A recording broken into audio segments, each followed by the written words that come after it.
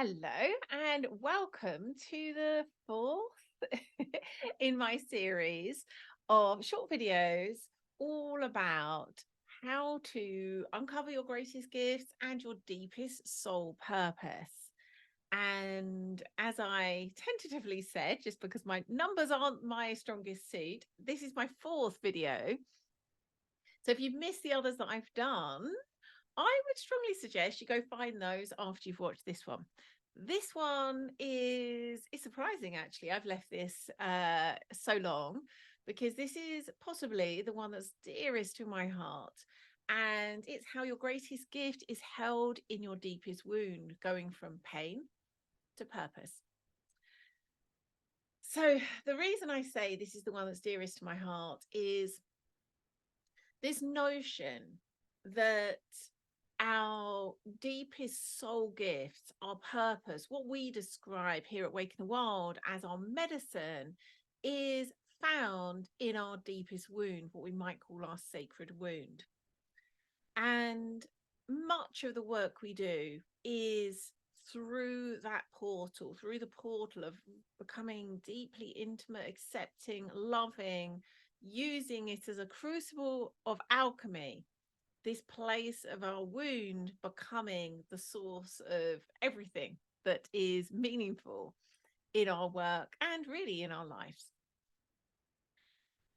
You may have heard me talk before about the archetype of the wounded healer, and I'm not going to focus on the wounded healer as an archetype in this video, but it's important to at least illuminate that first and foremost, because it very much holds this pattern of recognizing that those of us that are in the work of serving others in some way, this word healer can kind of sound quite limiting as an identity. Not all of us relate to ourselves as being healers, but really any of us that are in the work of moving people towards wholeness, we might call ourselves teachers, guides, coaches, therapists, some form of practitioner, or we might indeed call ourselves healers. But really, again, those of us that are here as change workers to move people towards wholeness, guide them towards wholeness, this archetype of the wounded healer is so important to recognize. And again, because it holds this blueprint of the work we do as healers is sourced from the very same wound that we've suffered and have been and probably are still in the work of healing. So the work of healing, that has to come first and foremost, that understanding that in order for us to be deeply intimate with the wound, in order for it to be a place of alchemy, we need to first look there. And of course, that can be excruciating, painful, shameful work. So it's no wonder that it's the place that often people will look last. We'll build on all of the other skills and gifts and methodologies and all of those things first before we're ready to really look here. And also, what we often will do is we may well be in the work of being change workers and often doing really good work based again on all the things I've just described, the kind of methodologies that we've used and we've benefited from ourselves personally in our work as healers, in our work of healing ourselves.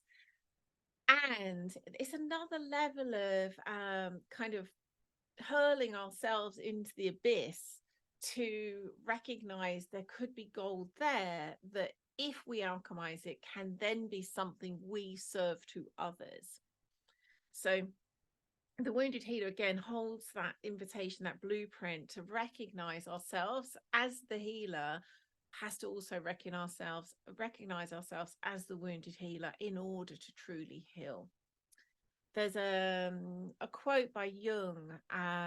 This goes something like, only the wounded physician heals, i.e., in order to be effective as a doctor, as a healer, as a physician, we have to first suffer the wounding. Okay, that's as I often feel when I've been talking about this, it's not the most appealing, glamorous, evoking a message for sure.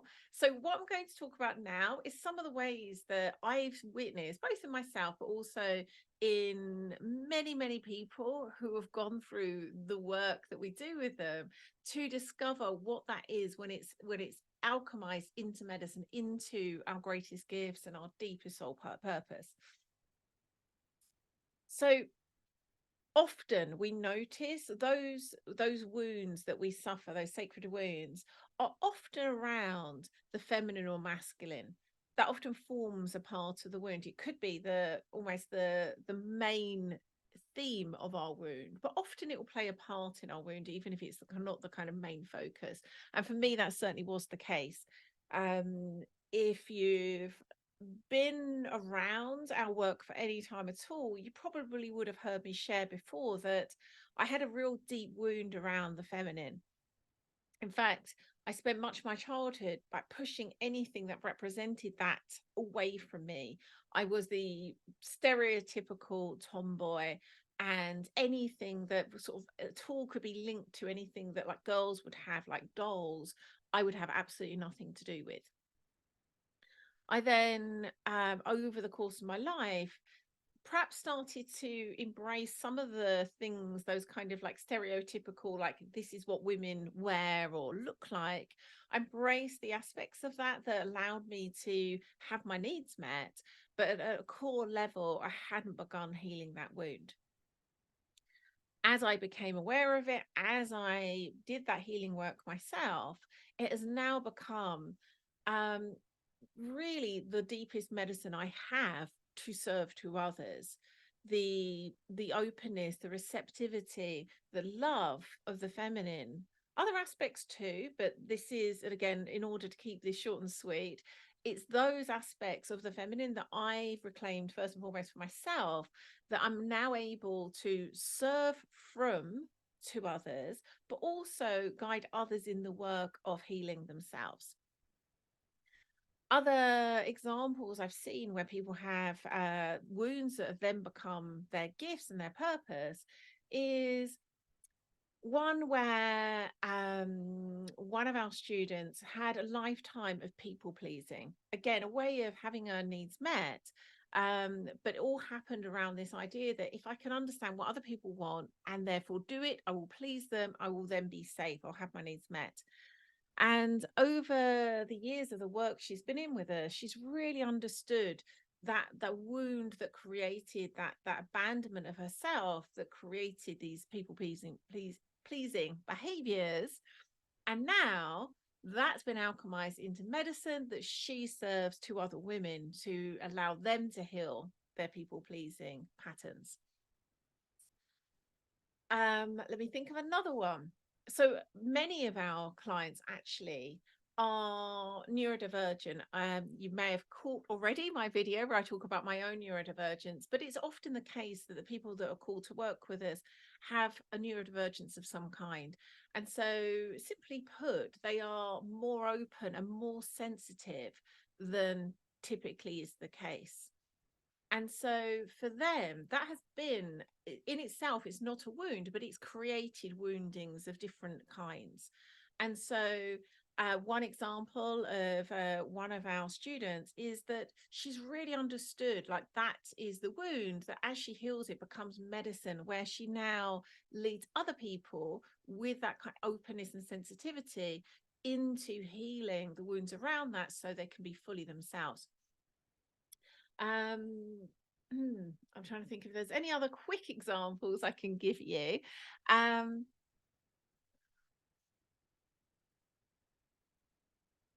mm, One more.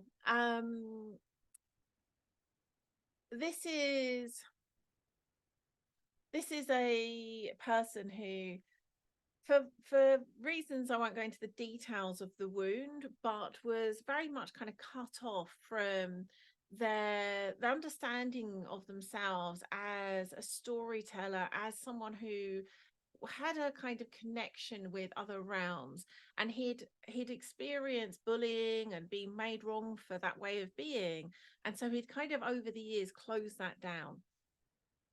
And again, that I'd say more generally, this kind of like openness to other realms, this magical way of being is again quite common in the people who come to work with us. So, but this is a very specific kind of expression of this was happening in this man. And it was something that he'd then kind of like pushed down. He'd really kind of found a way to operate in the sort of more mundane material world and just not allow this part of himself to exist. As he did the work to heal, he then started to recognize like how that happened, why that had happened, and really started to welcome back these parts of himself. Now the transformation is like nigh on miraculous, is in the work of leading others along those same paths, leading things like drum circles, where he starts to open other people into that connection that they have with the spiritual, with the magical. And particularly because he'd done so well at kind of like closing himself down to sort of fit into the mundane world, he's a very much like a kind of salt of the earth kind of person.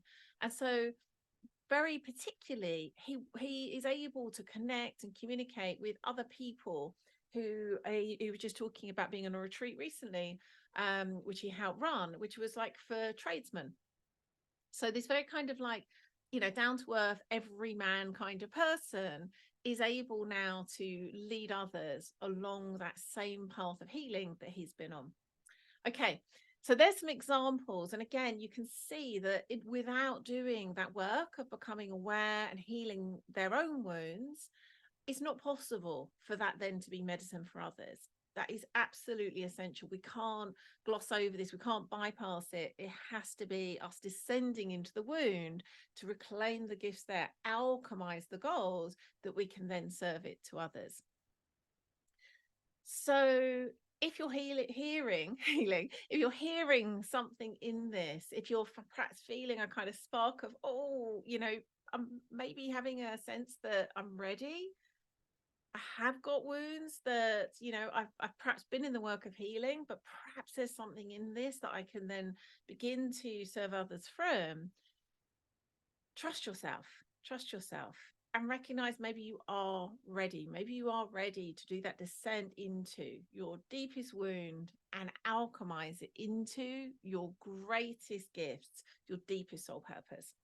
Also, if you've heard something in what I was talking about in terms of the archetype of the wounded healer, again, I've not gone deep into that in this video, but we have a whole page of resources all about the wounded healer archetype, which you can find depending, I don't know what platform you're watching this on, but if you go to wakeinthewild.com/wounded healer, you'll find all sorts that you can dive right into that's directly about that archetype, but also you discovering more about the gifts that are held in your wound.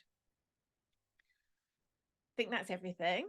And again, really appreciate you for being willing to open to this exploration. This is of the 7 ways, this is for many people the most difficult one. So I honor you for entering the portal that is this video. I will see you next time in my series of videos about 7 ways to uncover your greatest gifts and your deepest soul purpose. All my love. Mwah.